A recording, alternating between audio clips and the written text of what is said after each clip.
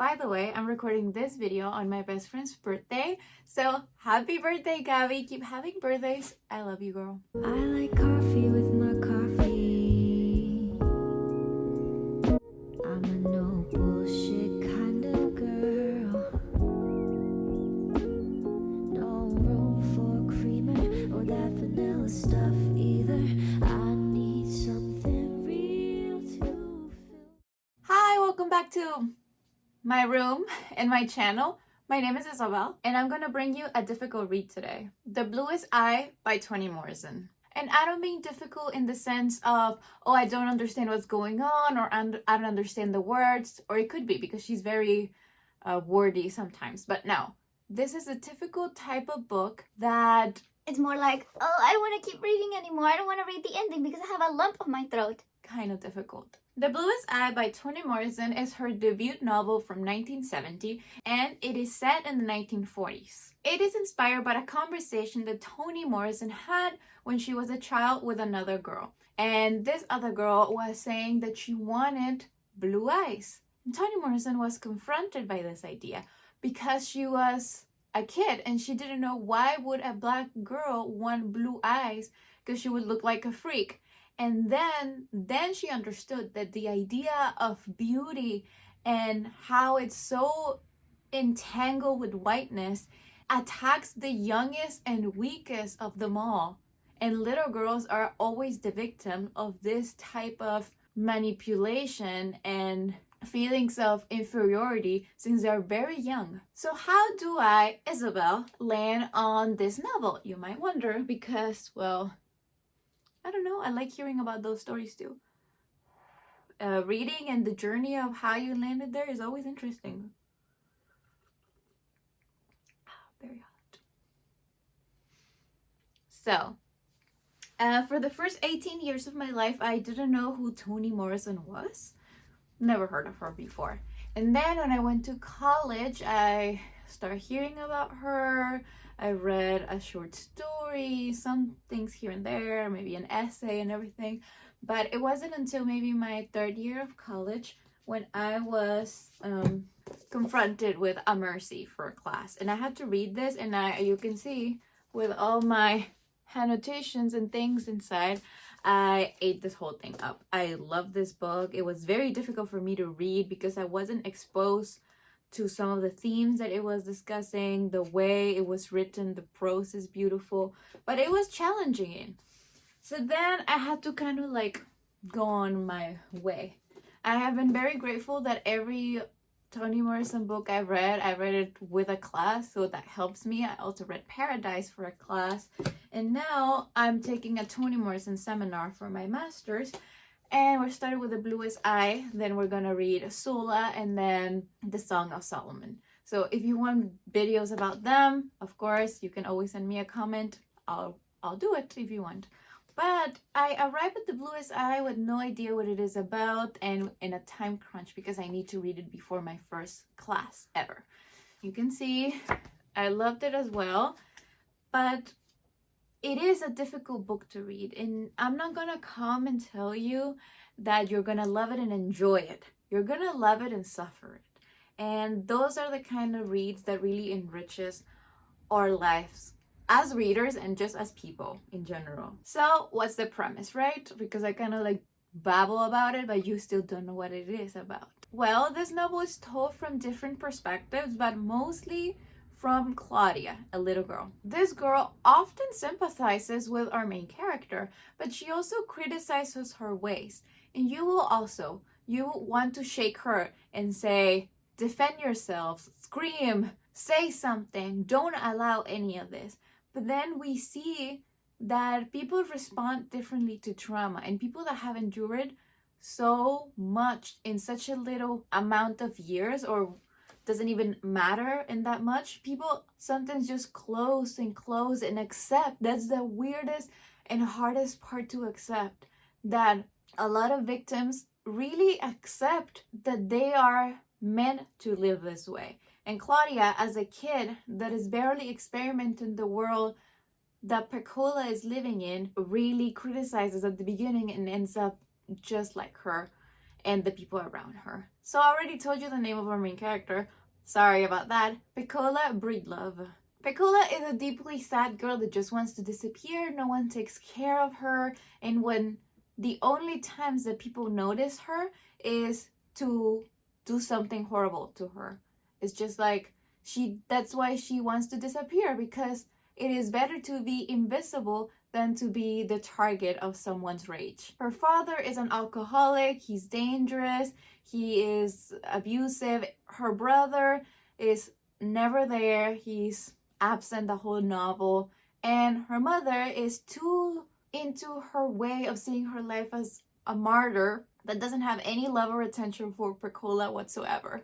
As I said, we follow Pecola mostly from Claudia's eyes and see how she has to endure constant bullying and abuse from everyone, not only her family, but people see her as the easiest target to take out everything that they have inside. The majority of the hatred or comments that she gets is about her ugliness and her blackness in a black community. In this way, Morrison makes this claim that it is within the black community that is this necessity to pick those who are the most vulnerable, the ones that are inferior, and put them in this position of otherness, just as the whites have put the blacks into this position of otherness. Well, now within this category, within this community, they do the same. And they do the same to unload all the trauma and all the abuse that they have endured. So that is how Pecola and Pecola's family become the symbol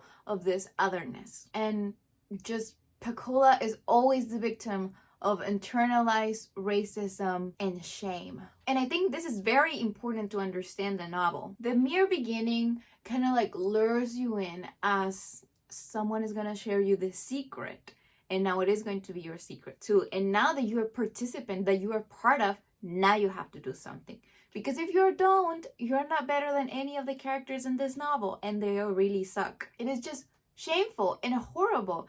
And if you don't do anything about it, if you don't even take a moment to think about maybe the white privilege you have, or not even white privilege, but just that you live in different times, that you live in a different country, when people are different, if you don't do any self-reflective, any analysis, then I don't know what you're doing. Additionally, I am going to give you a trigger warning because it's very upsetting. We have child abuse, we have violence, alcoholism, rape, abuse in any form that you want, manipulation, verbal, physical, racial slur, and just uncomfortable moments in general. That's yes, trigger warning. Now, something interesting about this book, and I mean, there are a lot of interesting things, but I don't want to spoil any of them for you. Something interesting that I can talk to you about is that we get a lot of backstories of all the characters. So this becomes this psychological exercise, almost human exercise, when you get to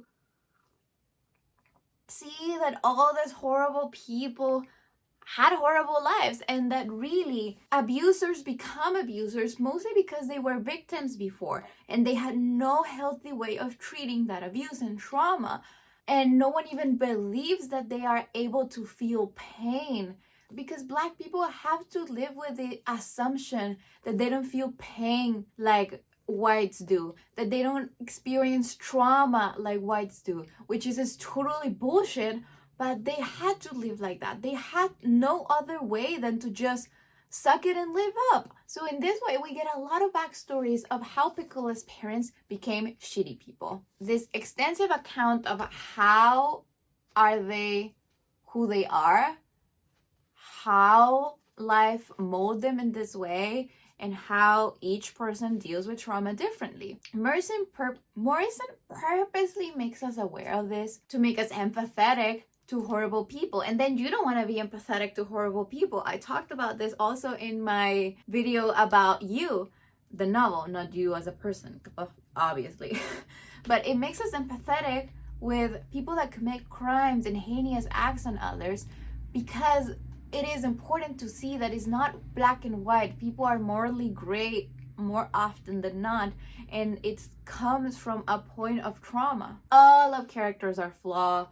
all of them were victims of some amount of abuse, of white standards, of stereotypes, of violence, of starting off in a different point. Morrison then demonstrate the complexity of humans.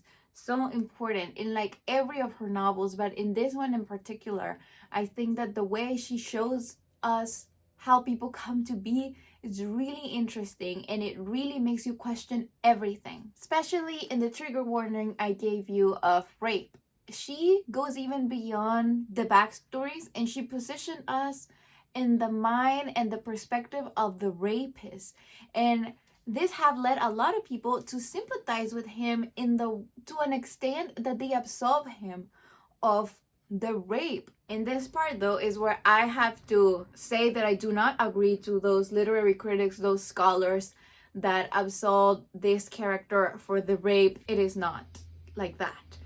And that is not, I believe, why Toni Morrison wrote it like that. It is because it happened. It didn't only happen to the rape victim, it happened also to the one that was perpetrating the act and the crime.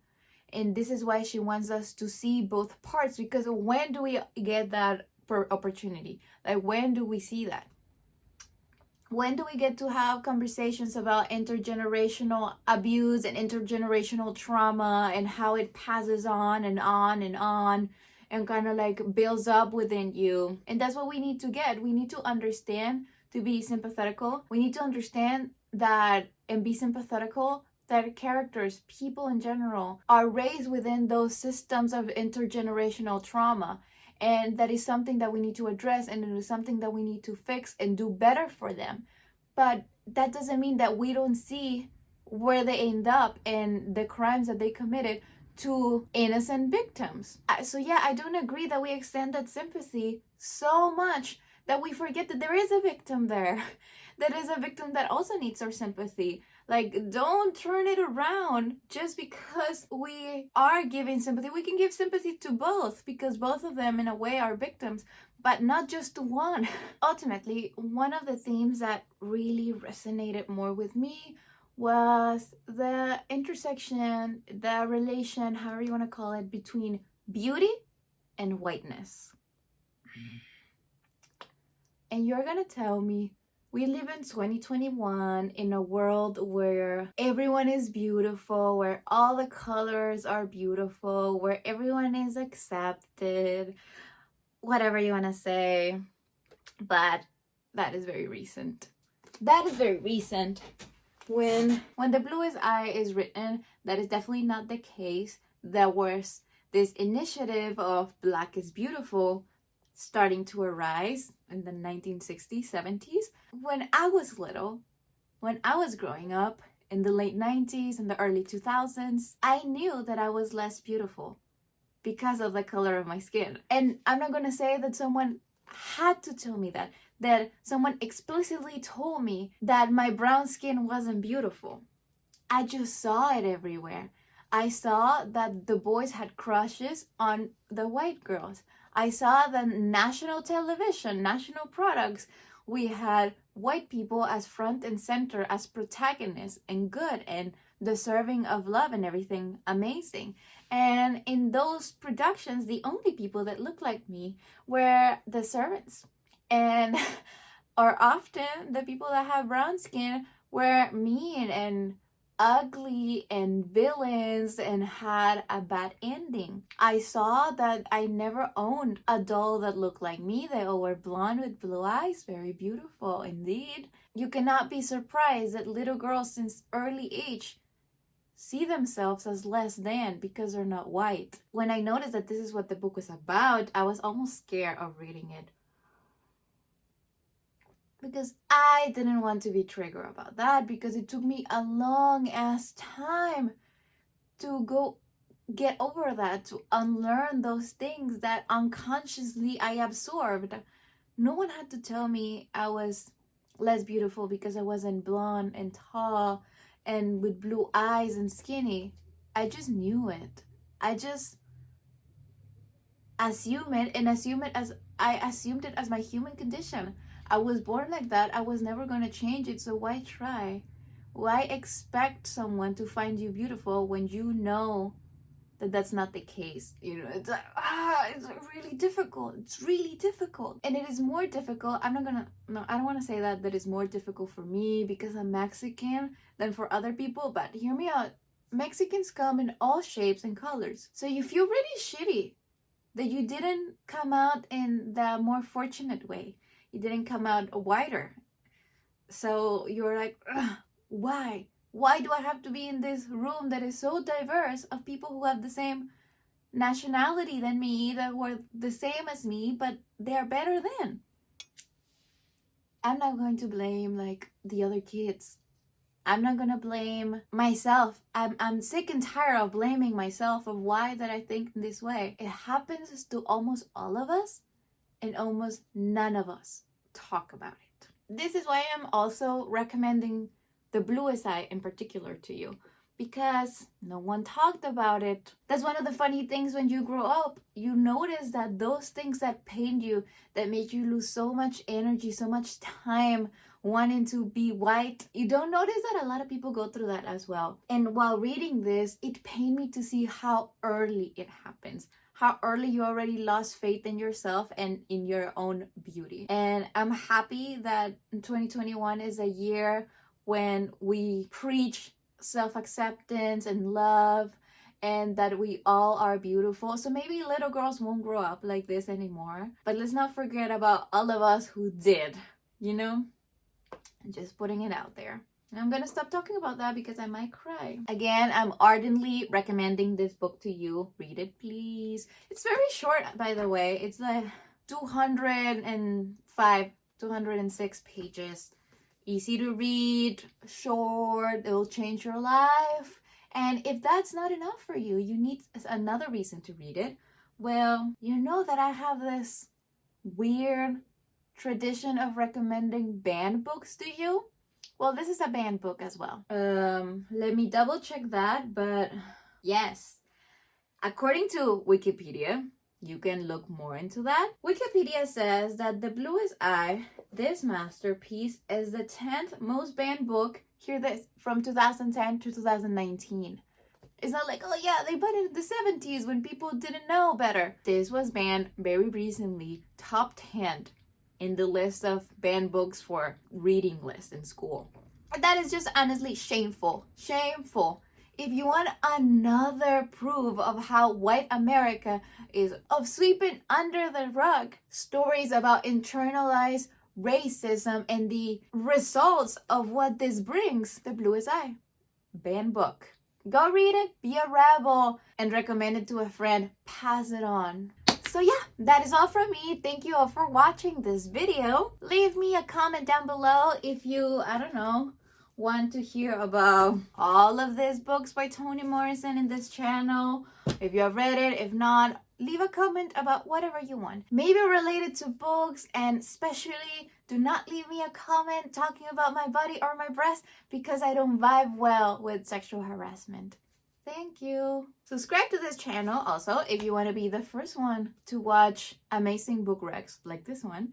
And I don't know, keep reading.